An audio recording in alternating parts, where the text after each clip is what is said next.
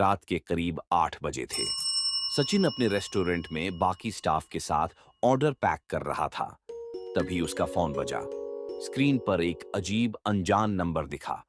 उसने कॉल उठाई तो दूसरी तरफ से बस एक खरखराती, डरावनी सी आवाज आई और फिर कॉल अचानक कट गई।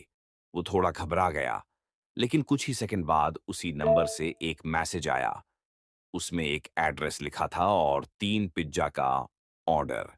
सचिन को थोड़ा अजीब तो लगा, लेकिन काम तो काम था। उसने बिना ज्यादा सोचे पिज्जा तैयार किए, थैला उठाया और स्कूटर लेकर निकल पड़ा। रास्ते में जाते हुए उसे एहसास हुआ कि ये लोकेशन उसने पहले कभी नहीं देखी थी। वो शहर के हर कोने में डिलीवरी कर चुका था, लेकिन ये जगह उसके लिए बिल्कुल नई थी। सड़क पर अजीब सन्नाटा था। सारे घर एक जैसे दिख रहे थे, एक ही बनावट, एक ही रंग। और सबसे डरावनी बात, वहां न तो किसी घर की बत्ती जल रही थी और न ही कोई स्ट्रीट लाइट। पूरा रास्ता घुप अंधेरे में डूबा हुआ था। वो धीरे धीरे स्कूटर रोकते हुए उस एड्रेस तक पहुंचा। सामने एक पुराना सा मकान था, आसपास घना अंधेरा। उसने हल्की सी आवाज में कहा, पिज्जा डिलीवरी। कुछ पल सन्नाटा छाया रहा, फिर दरवाजा धीरे धीरे चर्रर की आवाज के साथ खुला। सामने एक अधेड़ उम्र का अंकल खड़ा था और उनके पीछे 2 बच्चे। तीनों की आंखें खून की तरह लाल चमक रही थीं। न चेहरे पर कोई भाव, न कोई मुस्कान, बस खाली नजरों से सचिन को देख रहे थे।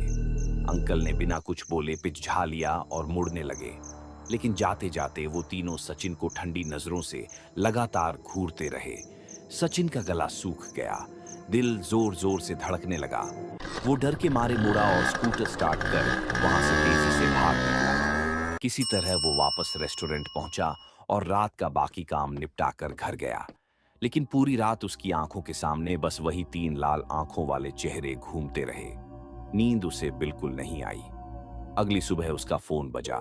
रेस्टोरेंट के मालिक का कॉल था। मालिक ने गुस्से में कहा, सचिन, तुमने 3 पिज्जा बाहर क्यों रख छोड़े थे? उन पर तो मिट्टी जमी हुई है।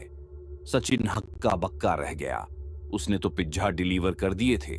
वो भागा भागा रेस्टोरेंट पहुंचा और जब उसने देखा तो वहीं पर रखे थे वही 3 पिज्जा, बिल्कुल वैसे ही पैक किए हुए जैसे उसने पिछली रात तैयार किए थे।